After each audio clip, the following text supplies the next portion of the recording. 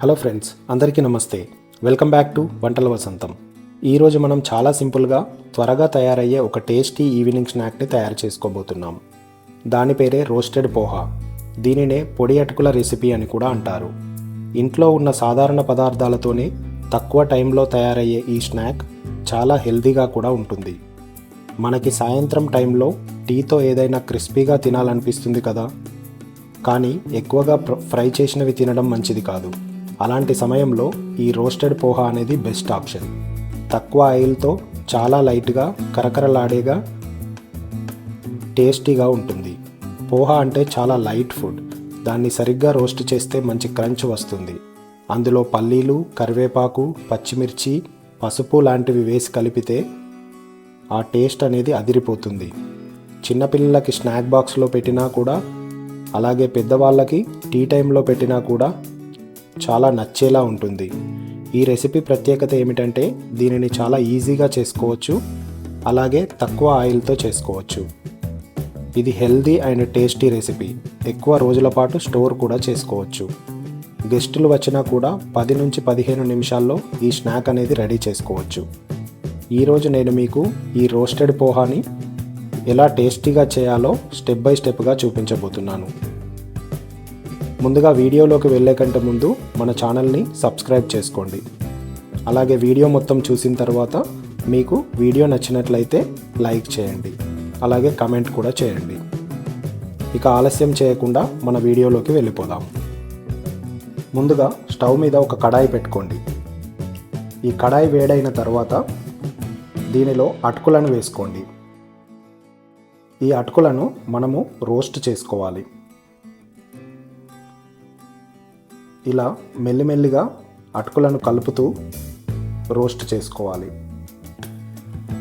ఇలా చేయడం వల్ల అటుకులు అనేటివి మనకు కొంచెం గట్టి పడతాయి, కరకరలాడేలా వస్తాయి. మనం డైరెక్ట్గా అటుకులను వేసుకుంటే మెత్తగా వస్తాయి, కాబట్టి ఇలా రోస్ట్ చేసుకొని వేసుకోవాలి. ఇలా మెల్లిమెల్లిగా కలుపుతూ రోస్ట్ చేయడం వల్ల అటుకులు అనేటివి ఈవెన్గా రోస్ట్ అవుతాయి.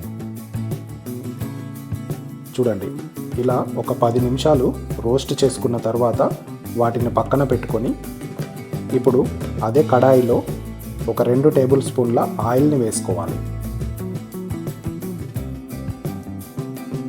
ఈ ఆయిల్ వేడైన తర్వాత దీనిలో ఒక చెంచా ఆవాలు, ఒక చెంచా జీలకర్ర, అలాగే అరకప్పు పల్లీలను వేసుకోవాలి. ఈ పల్లీలను ఆయిల్లో కొద్దిసేపు ఫ్రై అవ్వనివ్వాలి.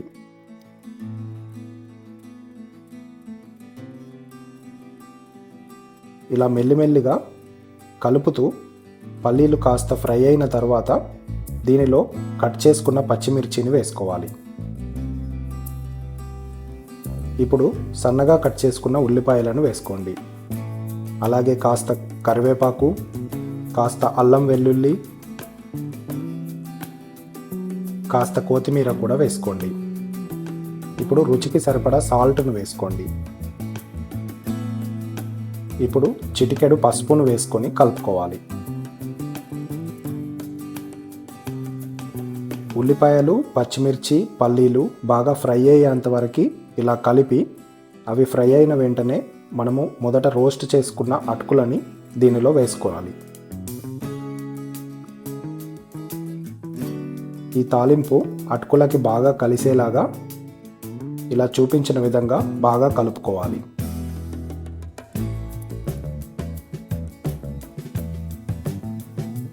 చూడండి, ఇలా మెల్లిమెల్లిగా ఆ తాలింపుని అటుకులకు కలిసేలాగా కలుపుకోవాలి. ఇలా మొత్తం ఈవెన్గా కలిసేలాగా బాగా కలుపుకోవాలి. లేదంటే కొన్ని వైట్గా ఉంటాయి, కొన్ని ఎల్లోగా ఉంటాయి. అందుకని మెల్లిమెల్లిగా వీటిని కలుపుకోవాలి. అంతే అండి, చాలా ఈజీగా కరకరలాడే రోస్టెడ్ పోహా అనేది రెడీ అయిపోయింది.